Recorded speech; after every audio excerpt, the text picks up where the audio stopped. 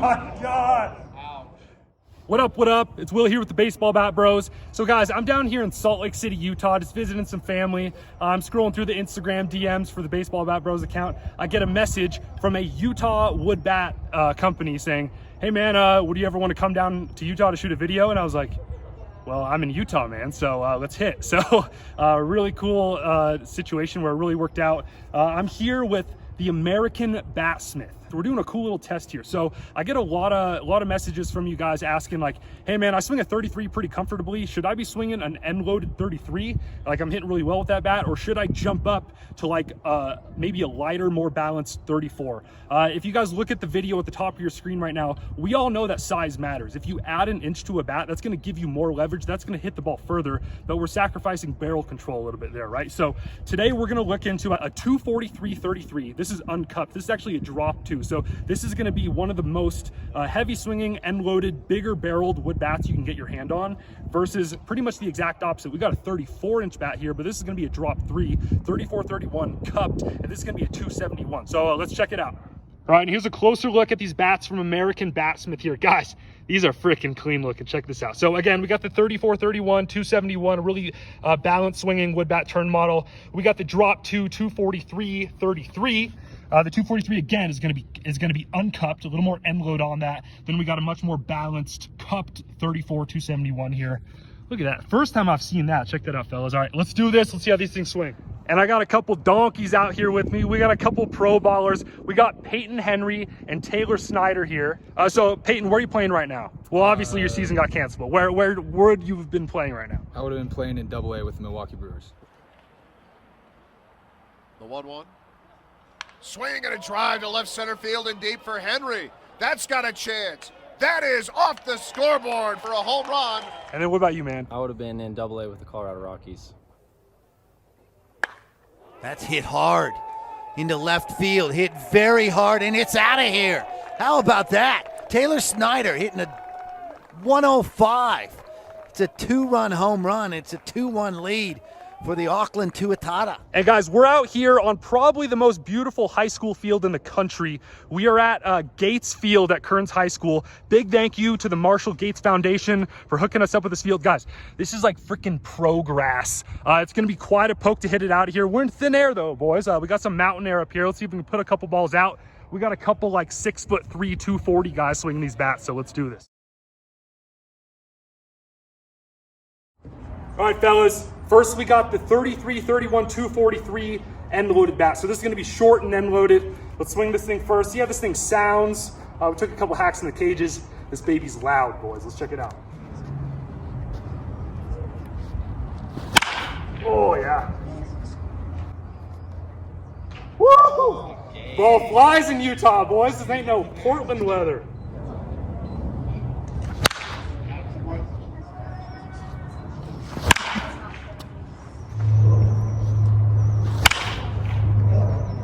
End of the bat, kinda. Yo.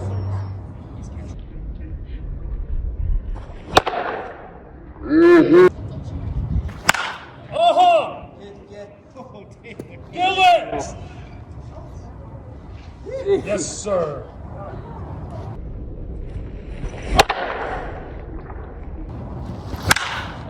Yup. Yes, sir. Kick mule. That'll do. Oh.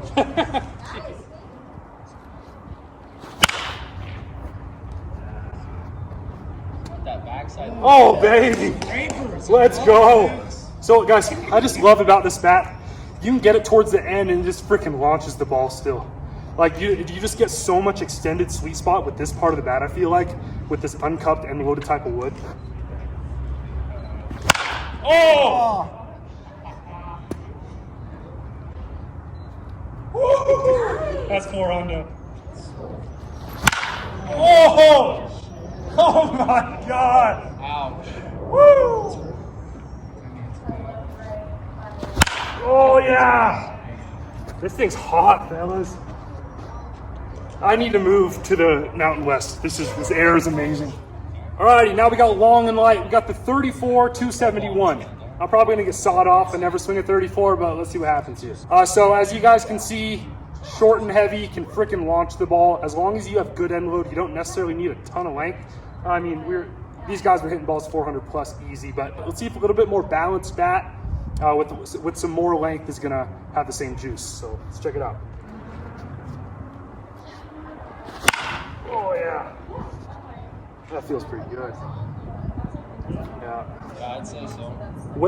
Way different feel right off the bat. You can tell, like, I didn't even square that up perfectly. I got it probably right here. It definitely felt rung up, whereas like you had to hit it so bad on the 243 with no cup to get rung up on that, where you can tell this definitely has like definitely a smaller like sweet spot. Yo.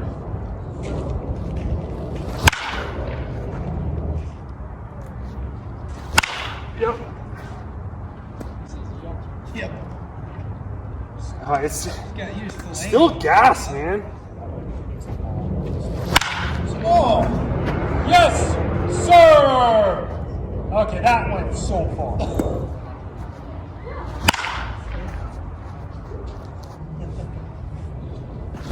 Yo, walk it off. Kick mule. Oh my god. Woo! Just like, it feels like going home. That'll do. Hit the airplane.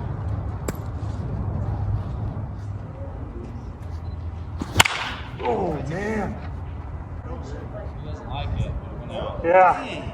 All right. This is a tough decision, boys. I don't know.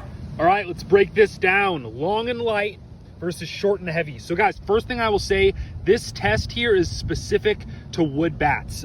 Doing long and light versus short and heavy with metal bats, with like BB cores, that's a whole different conversation, because with wood bats, you can manipulate the weight, right? We have a drop 3 here, we got a drop 2 here, we have different turn models, and then cupped or uncupped. You don't have those kind of options in BB cores. The sweet spots are way different. In BB core, you can get, you know, a lighter bat with a big sweet spot, so it really changes. This is specific to wood bats. Me, Taylor, and Peyton, we're actually all on the same page here. Kind of a lot to cover though. Let's get into it. So first off, talking about swing weight, really these are both 31s, and this 33 is going to be a very end loaded version of a 33, and this 34 is going to be a pretty balanced version of a 34. However, that extra inch takes quite a lot longer to get around the zone, so really it kind of cancels out. We really kind of felt like the bat speed was very similar on both of these. Swing weight is kind of a wash. Moving into power. So pretty interesting one, because you would expect the really end-loaded bats have more power, right? However, guys, length is really one of the most significant factors in power, also in swing weight, but that's why this washed out, even though it's a much more balanced bat. That extra inch made it just as heavy swinging. But the power really comes from length a lot of the times, guys, because really the sweet spot is further out on the 34-271, which means when the barrel is turning, the sweet spot is technically moving a little bit faster if you're swinging these bats at the same speed. And you could really tell when we really barreled up balls on the 271, they went a little bit further. It was just a little bit harder to barrel up, which leads me to my next point, sweet spot. And really that was the main difference between these two. The 243 short and heavy had a significantly bigger sweet spot, both towards the hands, just because of that sheer barrel size. You can tell it doesn't taper for like 8 inches there. And then it being uncupped really honestly gave it some good sweet spot towards the end of the bat here. Like I was saying in the video, you could get it towards the hands, thump the ball clear out of the yard. You could get it towards the end and still poke some balls out backside. Whereas this, you really kind of had to get it on that black mark right there. With the 271, if you got it towards the hands, you were getting rung up. And if you got it towards the end, especially with it being cupped there, you really felt it just flex like crazy. The bat just freaking wiggled like a pool noodle. So really, sweet spot was probably the biggest difference between these two. Much bigger sweet spot in the 243. And guys, honestly, that's what put it over the edge for us. If you've been around the Bat Bros YouTube channel for a while, you know we typically pick sweet spot over power if it really comes down to picking one of those over the other. Guys, like in a game, you know, like in BP, it's not going to matter that much, but in a game, you need sweet spot. Like the best hitters in the world aren't going to barrel it up perfectly every time on that little 1-inch range. You need a good range towards the hands and towards the end where you can have some forgiveness. And if you get jammed a little bit, or if you're out in front a little bit, you still want to be able to hit the ball with authority and punch balls in the gaps. More often than not, guys, if we're being honest with ourselves, we are not squaring up the ball perfectly. That's why sweet spot is king in our opinion. So today we are going short and heavy. We definitely want to try this test out with metal bats though, because that'll be really interesting. A lot of different factors at play there. But guys, as far as these bats go, just the wood, American Batsmith, really appreciate you guys. Really awesome looking bats. Guys, I think like these bats were heat, right? I was hitting the hell out of the ball with these, and I often do not hit the ball that far. I think this just goes to show, guys, nobody out there has magic wood. Like, pro quality wood is really, really, really good. And so many different companies have access to it, whether that be Marucci, Louisville Slugger, Jaw Bats, Dovetail, American Batsmith. They're all getting very, very similar billets of wood. The differences in all that are really going to come down to like the outer gloss they're using, the paint, the design, the different custom turn models they have. Victus, for example, does a really good job of like high density turn models. So, because at the end of the day, like, wood is wood. Once you get into wood composite, it changes a little bit. It's nothing like the metal bat industry where you basically have like this technology war and who can like hack the BB Core system better. Guys, it's just pieces of a tree. So this little wood bat company out in Utah here making some of the best wood bats I've swung. Really appreciate them. But guys, honestly, like if you live in like upstate New York or something, if you're out in Pennsylvania, if you're down in Louisiana, there's probably a good local wood bat manufacturer, because it's really not that crazy hard to get a really good billet of wood and carve it into something that can perform well like this. So really fun comparison, guys. But today we are going short and heavy in the wood bat space. And honestly, if you're going to move up an inch, that is a much more difficult adjustment than I think a lot of people realize. You basically have to relearn where the sweet spot is on the bat. Like I would say the majority of the sweet spot on this 243, probably about right here. Like that's where you want to barrel up the ball. Whereas with the 271, it's about an inch out. It's going to be right over here, especially, you know, with this thinner handle. It's going to be out here. So you really have to relearn. You have to get off the plate more, or you have to catch the ball a bit more out in front than you usually would. I see, like back in high school, I saw a lot of guys thinking they were tough guys moving up to 34s for their senior year, and we're just getting jammed and jammed and jammed, because really you have to relearn how to swing a 34. It's not just that easy of a test. Whereas maybe moving up a half ounce or so is going to be a bit more seamless of a transition. So guys, thanks for hanging out today. You can check out Bat Bro merch like the shirt I was wearing over at baseballbatbros.com. You can check us out on social media, see what we got going on behind the scenes over on TikTok, Instagram, Twitter, and Facebook at Baseball Bat Bros. If you guys like this video today, drop a like, subscribe to the channel. We'll see y'all next time.